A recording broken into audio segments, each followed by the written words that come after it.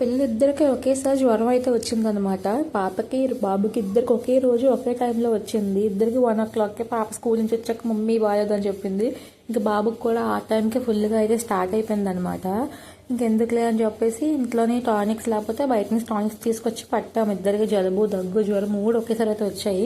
ఇంకా అవి పట్టిన తర్వాత 1 day చూసాము, కానీ తగ్గినట్టుండి మళ్ళీ వచ్చేస్తుందని చెప్పి ఇంకా హాస్పిటల్కి అయితే తీసుకొని వచ్చాం అనమాట.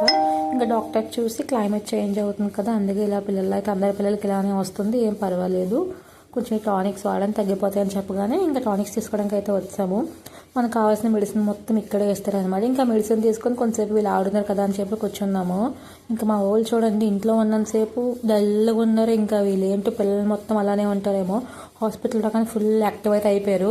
నేను ఎప్పుడు మీకు నైట్వి చూపిస్తాం కదా అస్సాంలోని, మేము ఎప్పుడు ఈవినింగ్ ఆ టైంలో బయటకు వెళ్ళేవారు. మీరు రేపు మార్నింగ్ బయటకు వచ్చాం కదా, సో మార్నింగ్లో అయితే ఇలా అయితే ఉంటాయి అన్నమాట.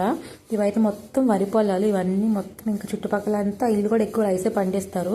ఈ 2 పక్కల మొత్తం వరి పొలాలు అనమాట. దగ్గర కొన్ని ఫోటోలు కూడా తీసుకున్నాను. అండ్ ఇంక ఇవి వచ్చేసి టీ ప్లాంట్స్ అనమాట. ఇవి మొత్తం టీ ప్లాంట్స్, మొత్తం టీ ఎస్టేట్స్.